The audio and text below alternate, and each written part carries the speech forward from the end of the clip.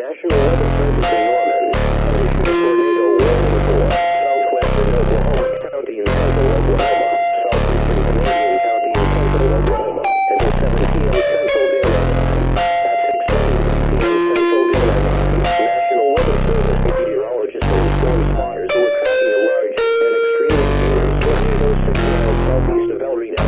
Estimating the depth of the tornado will be 40 miles an hour. This is a tornado emergency.